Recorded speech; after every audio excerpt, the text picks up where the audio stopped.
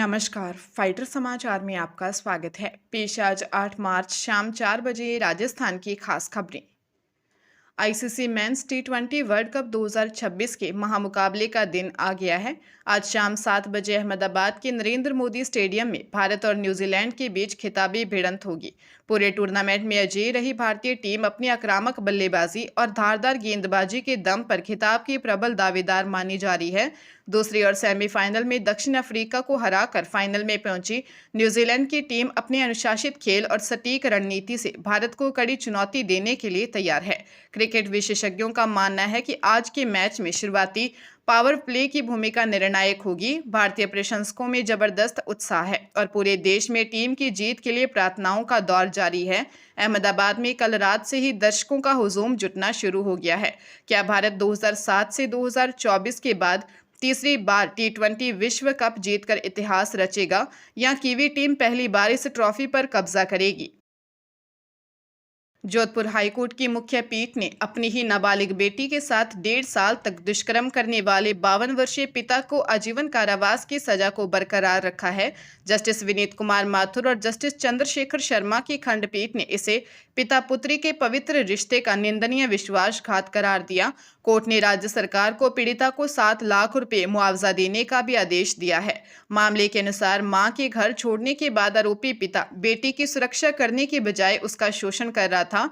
पीड़िता ने साहस दिखाते हुए खिड़की के पास मोबाइल छिपाकर पिता की करतूत का वीडियो बनाया, जिसे मुख्य साक्ष्य माना गया। बचाव पक्ष की शारीरिक अक्षमता और झूठी साजिश की दलीलों को कोर्ट ने सिरे से खारिज कर दिया। कोर्ट ने कहा कि बच्चों के खिलाफ यौन अपराध मानवीय गरिमा पर प्रहार है और ऐसे मामलों में कोई भी रियायत न्याय प्रणाली में जनता के विश्वास को कमजोर करेगी।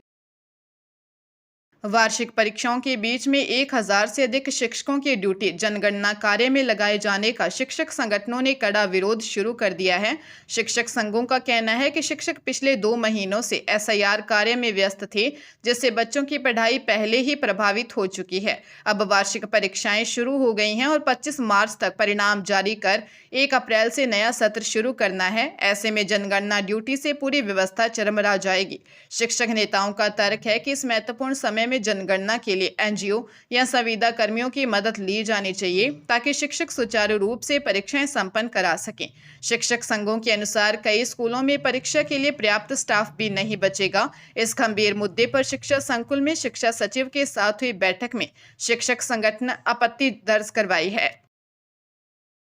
पाली जिले में 4 बहनों की शादी की खुशियां उस समय मातम में बदल गई जब भीलवाड़ा से उनके चचेरे भाई जयंती लाल की भीषण हादसे में मौत हो गई। हादसा केंद्रीय विद्यालय के पास हाईवे पर हुआ, जहां उनकी कार अनियंत्रित होकर पलट गई। सिर में गंभीर चोट लगने के कारण 35 वर्षीय जयंती लाल ने मौके पर ही दम तोड़ दिया।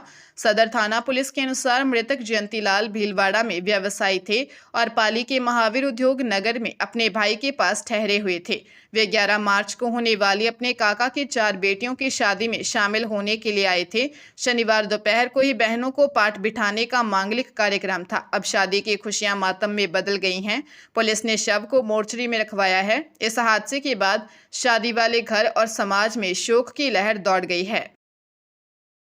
राजस्थान में साइबर ठगों ने अंतर्राष्ट्रीय आईवीआर कॉल के जरिए डिजिटल अरेस्ट कर ठगी का नया तरीका अपनाया है। साइबर अपराध प्रकोष्ठ के अनुसार ठग विदेशी नंबरों से कॉल कर खुद को पुलिस, ट्राई या कुरियर कंपनी का अधिकारी बताते हैं। वे पीड़ितों को डराते हैं कि उनके नाम से भेजा गया पार्सल अवैध गतिविधियों में पाया गया है और गिरफ्तारी का डर दिखाकर उनसे बैंक विवरण, ओटीपी या मोटी रकम वसूल लेते हैं। SP cyber crime Shantanu Kumar Singh ने बताया कि अपराधी पहचान छिपाने के लिए विशेषकर सैटेलाइट नंबरों या पाकिस्तान, कंबोडिया, यूएई जैसे देशों के कोड वाले नंबरों का इस्तेमाल कर रहे हैं। ट्राई ने स्पष्ट किया है कि वे कभी भी किसी से व्यक्तिगत जानकारी या आधार विवरण नहीं मांगते। डिजिटल अरेस्ट जैसी कानूनी प्रक्रिया नहीं है, यह केवल ठगी का जाल है। बांसवाड़ा के प्रसिद्ध पर्यटन और आस्था स्थल केबी हिल्स पर पर्यटकों को डरा धमका कर लूटने वाली गैंग का सदर थाना पुलिस ने पर्दाफाश किया है। पुलिस ने मामले में एक आरोपी मुकेश खराड़ी को गिरफ्तार किया है, जबकि एक नाबालिग को डिटेन किया है। आरोपियों ने जनवरी और फरवरी माह में पहाड़ी पर घूमने आए सैलानियों से कांच की बोतल दिखाकर सोने की बालियां, चांदी की चेन, मोबाइल और अन्य कीमती सामान लूटा था। एसपी सुधीर जोशी के निर्देशन में थानाधिकारी सुहासी जैन की टीम ने तकनीकी साक्ष्यों और मुखबिर की सूचना पर यह कार्रवाई की। पूछताछ में सामने आया कि इस गिरोह में 2 अन्य आरोपी सुनील और संधू भी शामिल थे, जिनकी तलाश में पुलिस दबिश दे रही है। आरोपियों से अन्य वारदातों और शेष सामान की बरामदगी के संबंध में पूछताछ की जा रही है। लुधियाना की केसरगंज मंडी में एक पुराने कारोबारी और उसके बेटों द्वारा करीब 25 व्यापारियों से करोड़ों रुपए की ठगी का मामला सामने आया है। मुख्य साजिशकर्ता राकेश कुमार गुप्ता के अनुसार आरोपी राजवीर के साथ उनके 25 साल पुराने व्यापारिक संबंध थे। इसी भरोसे का फायदा उठाकर राजवीर और उसके बेटों चमनदीप, अमनदीप और गगनदीप ने मंडी के दर्जनों व्यापारियों से तेल, चावल और दालें जैसे खाद्य पदार्थों का भारी मात्रा में माल लिया। साल 2025 में माल लेने के बाद आरोपियों ने भुगतान रोक दिया और मांगने पर टाल मटोल करने लगे। व्यापारियों द्वारा दिए गए चेक भी बाउंस हो गए, जिसके बाद नवंबर 2025 में संयुक्त शिकायत दर्ज करवाई। जांच के बाद कोतवाली पुलिस ने चारों आरोपियों के खिलाफ धोखाधड़ी का मामला दर्ज किया है।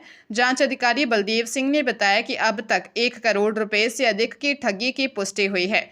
हालांकि यह राशि और बढ़ सकती है।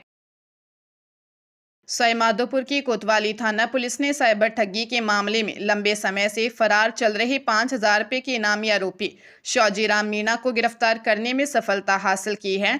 कार्रवाई में पुलिस ने आरोपी को उसके पैतृक गांव धोमण खुर्द के खेतों से दबोचा। जांच में सामने आया कि आरोपी ने पार्ट टाइम जॉब और इन्वेस्टमेंट ट्रेडिंग के नाम पर लोगों को झांसा देकर करीब 85 लाख रुपए से अधिक की ठगी की थी।